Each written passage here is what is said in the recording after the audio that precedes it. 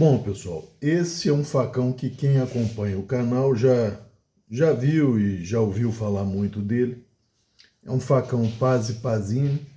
Ele é de 86 ou 87, eu não vou saber precisar agora. Ou seja, ele tem pelo menos 37 anos. Como eu já contei a história, estava numa feira agropecuária, tinha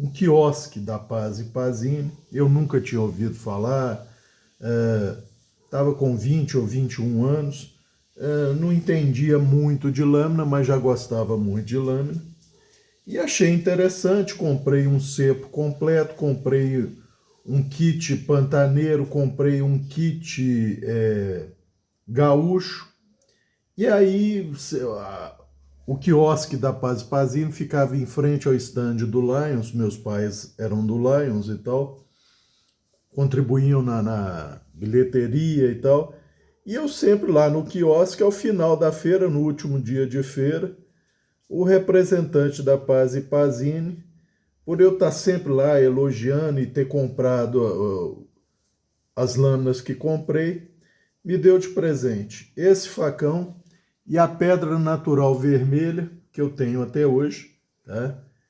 E essa é a história dele. Desde então, ele tem sido o facão preferido do pai. O pai sempre gostou de usar esse facão. Inclusive, a última vez que ele foi usado foi o ano passado. Uma semana antes do pai falecer, ele podou a mangueira com ele.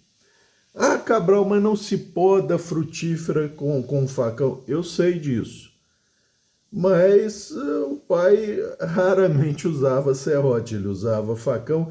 E eu vou confessar aos amigos, na minha cidade ela é praticamente toda arborizada com oiti, e o oiti é uma frutífera, tá? É uma frutífera rústica, mas é uma frutífera. Pelo menos desde que eu tenho entendimento, lá na década de 70, até uns 10, 15 anos atrás, o grosso da poda dos oitis aqui na cidade era feito na base do facão. Nunca vi árvore enfraquecida por isso. A mangueira daqui de casa, ela existe desde a enchente de 85. Então ela tem também aí seus 37, 38, 39 anos. Sempre foi podada no facão. Nunca que o... Não vou dizer nunca, mas talvez uma vez o pai tenha usado um serrote. Tirando isso, todas as podas, inclusive as podas radicais que eram feitas a cada, sei lá, 5 anos, tudo no facão. Nunca prejudicou a produção, pelo contrário. A goiabeira quem poda sou eu, aí eu procuro sempre fazer na tesoura e no serrote. Mas a mangueira sempre foi podada no facão e nunca teve problema. E, via de regra, 100% das vezes, esse era o facão usado. Tá? Um Paz e Pazini aço inox. Quando estava na roça, a única coisa que eu pedi para o pai é que, quando tivesse que afiar, eu afiaria o facão. Via de regra, gente, era só retoque no fio, tá?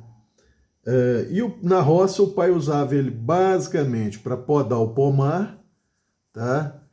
E às vezes para colher capim, elefante e cana, quando o funcionário não podia, o pai ia, colhia e aí ele usava esse facão. Ele tinha uma bainha em couro, era um couro mais fino, marrom e alaranjado, muito bonita a bainha, mas depois da enchente de 2020, nunca mais vi essa bainha aqui em casa. Tá? Vamos lá, a empunhadura dele, ele é um full tang, tá? Como vocês podem ver, é um full tang. Empunhadura em pau-brasil, com 3 rebites, tá? Muito justa, não tem uma folga nesses anos todos. Não me lembro nunca de ter olhado essa madeira, tá? Então ele está bem próximo do original. Algumas medidas. A empunhadura é uma espessura constante nela toda, tá, gente? Então ele tem 24 milímetros de largura nele todo, tá? A porção mais larga aqui, ele tem 49 milímetros. Aí ele dá uma estreitada aqui, vem para 33, um ligeiro groovezinho aqui para separação do indicador dos demais dedos. A parte menos espessa eu creio que seja por aqui, cerca de 28,5 milímetros. E aí ele tem uma parte mais larga para não deixar a mão escapar, 42 milímetros. Todas as quinas são arredondadas, então não machuca a mão de forma alguma, tá? É uma empunhadura bem generosa, você até com mão enluvada tem espaço de... tem espaço de sobra para empunhar, tá? É bem confortável, dá uma pega mais rente se você precisar fazer algum trabalho com ele, dá uma pega final para você aumentar o impacto do golpe com uma alavanca maior, e a pega normal dele seria aqui. E como todo facão devia ser empunhado, basicamente é com o polegar e o indicador para você ter esse jogo. O que corta no facão é esse jogo do pulso aqui que faz o golpe. Você cansa menos, machuca menos a mão, cansa menos o pulso, cotovelo e ombro, ou seja, seu trabalho rende muito mais, tá? Algumas medidas.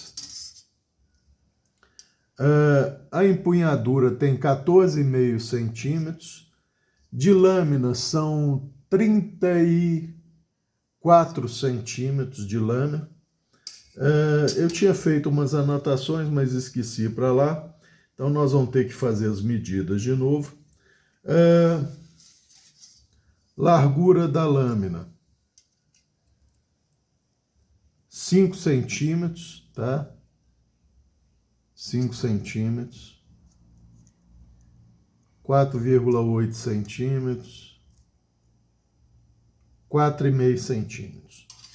O ponto de equilíbrio dele, gente, é mais ou menos aqui, tá? Mais ou menos aqui o ponto de equilíbrio dele, tá? Então ele tem aproximadamente 14 polegadas, né? Como eu já falei. Muito bom para cortes um pouco mais pesados, tá? Trabalhar com ele para desgalha e desfolha não é muito ideal, porque o peso dele, que são 415 gramas, cobra um preçozinho nisso, tá? Então, você não precisa de um facão desse naipe para fazer uma desgalha e uma desfolha de galhos já podados ou cortados, tá? Pode ser um facão mais leve, um Tramontina normalmente era usado para isso. Espessura da lâmina, 2,2 milímetros, e é homogênea na lâmina toda, tá? 2,2 nela toda, tá? Aço 420, tá? Como vocês veem, tem umas ligeiras marcas de oxidação, mas isso nunca foi para frente e o cuidado dele é mínimo, tá, gente? O fio ele só foi retrabalhado por mim, então o fio dele é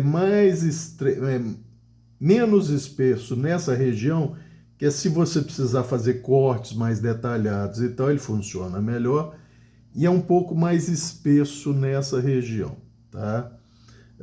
Ele é convexo, tá? O paquímetro travado a 1 milímetro entra cerca de 3 a 4 milímetros aqui, 4 milímetros. Quando vai chegando mais para frente, ele saiu do milímetro. Quando vai chegando mais para frente, ele fica um pouco mais espesso, tá? Cerca de entre 3 milímetros a 1 milímetro. Então ele tem uma habilidade de corte não muito ruim, tá? Quanto que o paquímetro entra 5 milímetros nele a 1,2 milímetros. 10 milímetros, paquímetro entrando 10 milímetros dá 1,5 milímetros. Paquímetro entrando 15 milímetros dá 1,7 milímetros. E o paquímetro entrando 20 milímetros dá 2,1 milímetros, tá? Então vocês veem que ele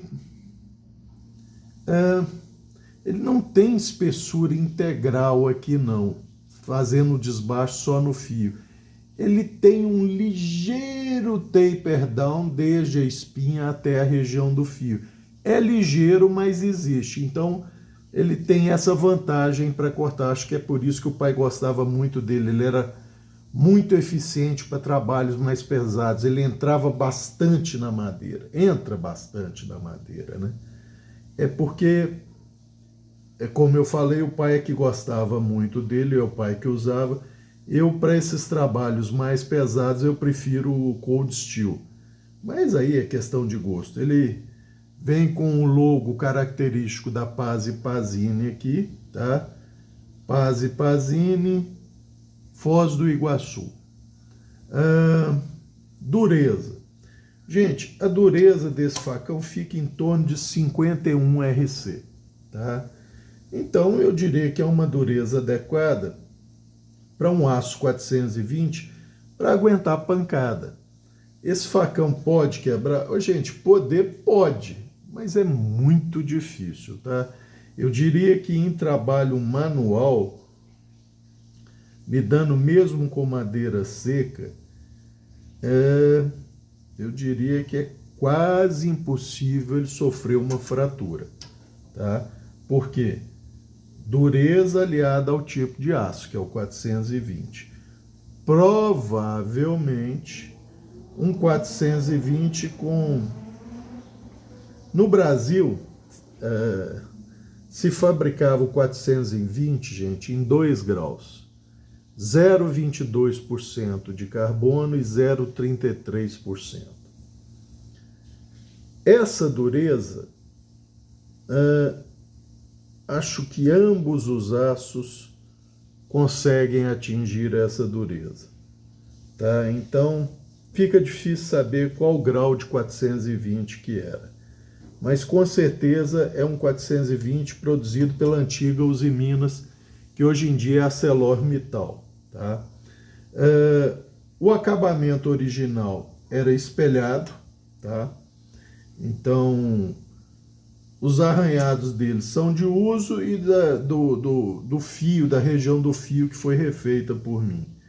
Esse fio tem um ligeiro achatamento aqui, que deve ter dado impacto numa coisa muito dura, e um microfio em algum lugar por aí, coisa que eu nunca me preocupo em remover. Quando é 1, 2, 5 no máximo... eu não me preocupo em remover porque é uma ferramenta que corta por impacto. Então eu não me preocupo em remover isso, eu só tento contornar no retoque da afiação. Ele está afiado em 20 graus de cada lado, tá? Que é o padrão dos meus facões, tanto Tramontina quanto ele, quanto o Cold Steel. Os Cold Steel trabalham com 20 graus de cada lado, tá? Nunca vi necessidade de usar mais do que isso, sempre suportaram bem. Desde o ano passado, quando foi usado pela última vez, nunca foi mexido, tá? Ó, tem um dentinho aqui, coisa que eu não me preocupo em remover, mas o restante do fio tá tranquilo, tá? Então ele é um facão para trabalhos mais pesados, ou seja, se for poda, poda de galhos mais grossos. Por quê? Porque ele vai ter alto poder de penetração, maior do que um Tramontina comum, um Corneta, um Collins, por exemplo. Maior até do que o meu Cold Steel, mas o meu Cold Steel, por ser um Kukri Machere, ele leva a vantagem da massa concentrada na parte curva à frente. Então, uma coisa contrabalança a outra. A espessura é contrabalançada pelo peso e concentração de massa. Mas nós vamos falar do Kukri no próximo vídeo. Então, gente, esse facão foi usado durante pelo menos 12 anos na roça pelo pai, basicamente para trabalho de pomar, tá? Poda de pomar. E é lógico, como eu falei, às vezes, final de semana, quando o funcionário estava de folga, era o pai que cortava o capim-elefante para fazer o trato das vacas, ou a cana, quando era o caso. Tá? Então ele fez isso. Na minha opinião, não é muito ideal para isso, porque ele tinha essa frente aqui um pouco mais embarrigada, tá? Pelo menos o capim-elefante que a gente usava era de brotação basilar, basicamente, então o ideal era ele ser cortado rente ao solo. A mesma coisa é para a cana, para não ficar uma soca grande que pode apodrecer. Então você faz o corte o mais rente ao solo possível. E com isso, obviamente, ele vai, às vezes, impactar no solo. Não tem como você evitar, tá? Então eu precisava retocar muito essa região. Retocar, veja bem, eu não estou falando de refazer fio, retocar o fio, tá? Coisa que era feita com uma pedra canoa ou uma carborundum dupla face, assim, com 2, 3 passadas estava retocado e tal, então o desgaste era mínimo. Que mais que eu posso dizer desse facão, gente? É um ótimo facão para serviços mais pesados. Serviços leves, como eu já citei, de desgalho e desfolha, ele é muito pesado. Ah, não faz? Faz, gente. É muito eficiente. Mas se você for fazer de uma poda pequena, de uma árvore só, por exemplo, da mangueira, tá ok, dá para fazer. Mas se você for podar um pomar e tal, e usar ele para fazer desfolha e desgalha de galho já podado, é um peso excessivo, desnecessário, que você não precisa disso tudo para fazer esse serviço. Um facãozinho de 10 polegadas, bem mais leve, um facãozinho magrelo da Tramontina, faz esse serviço que é uma maravilha sem te cansar. Mas como eu falei, para uma árvore só, aí não faz muita diferença.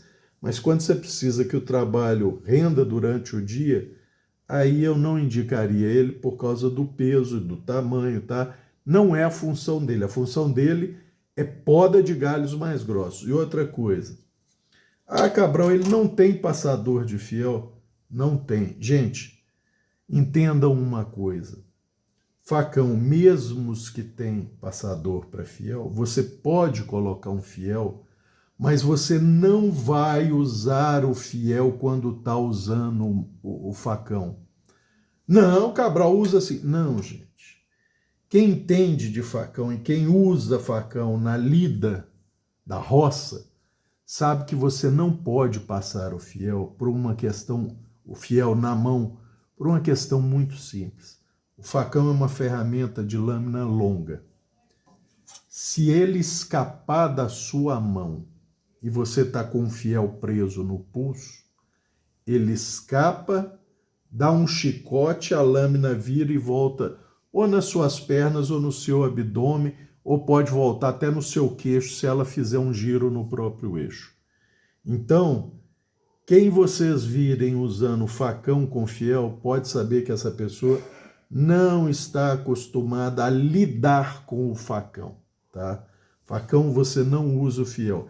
E é por isso que quando tem gente usando facão, você fica atrás da pessoa, porque se o facão escapulir, pode acontecer uma coisa dessa, não tem ninguém na linha de projeção do facão, tá?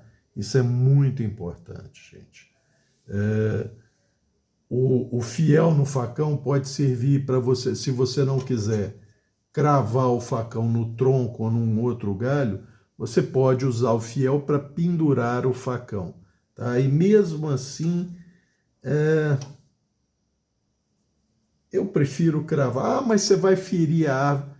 Gente, como eu estou falando, ao menos no Oiti, que é uma frutífera muito rústica, quem conhece o Oiti sabe que é uma árvore muito rústica. Ele, aqui na minha região, o fruto dela, que é lembra um cajamanga magrelo, esguio. O povo chama de banana de macaco, tá? Tem um cheiro forte e tal. Tem quem coma, eu nunca gostei do gosto, mas tem quem coma. Ela tem um caroço mole no centro e uma polpa, quando madura, um amarelo mais vivo. A fruta, inclusive, fica amarelada quando madura. Mas como eu estou falando, desde a década de 70, que eu me entendo por gente, esses oitis já existiam já. É quando eu tenho memória, tá? As podas, e no início, a semiga que fazia as podas, eles eram podados igual uma caixa, tá? Um paralelepípedo. Ficava tudo bonitinho, assim, no formato de um paralelepípedo. Aí, a partir dos anos 80, eu acho, 80, 90, começaram a deixar o oiti ter um crescimento livre, podando só para aliviar para os fios de energia, o que estraga muita árvore, né? Porque às vezes você abre a árvore, poda só um lado, outro, mas isso não vem ao caso. O que eu quero dizer é que essas frutíferas, na maioria do tempo, né, até uns 15 anos atrás, eram basicamente podadas no facão e nunca tiveram problema de doença. Ah, mas o oiti é muito resistente. É verdade, o oiti é muito resistente. Mas como eu estou falando, a mangueira daqui de casa, desde 1985, que ela foi plantada depois da enchente de 85, sempre foi podada no facão. Esse facão. E nunca teve problema de saúde, nunca teve ataque de praga. Tá certo, a manga espada, ela é uma das mais resistentes a fungos e doenças entre as mangueiras. Mas o pai dava umas facãozadas para cortar uns galhos grossos que feria bem ela e nunca deu problema. Eu, na goiabeira, eu prefiro usar tesoura e serra, tá? Mas, como eu estou falando, a mangueira nunca teve problema com esse facão. Pode ser que seja ele, né, gente? Não tem nada a ver, eu estou brincando aqui, obviamente, tá? Mas é isso. É só para apresentar para os amigos um facão da Paz e Pazini, da década de 80. Me parece que ele é superior em geometria aos atuais facões da Paz e Pazini, mas eu não posso garantir. Eu só vi fotos onde parece que ele tem a espessura integral no corpo e só a região do fio desbastado. Esse aqui tem um ligeiro taperdão, ou seja, ele afila desde a espinha até o fio. Não é nada significativo, mas já faz a diferença, tá? Então, eu acho que era isso por esse vídeo, tá? Um abraço a todos.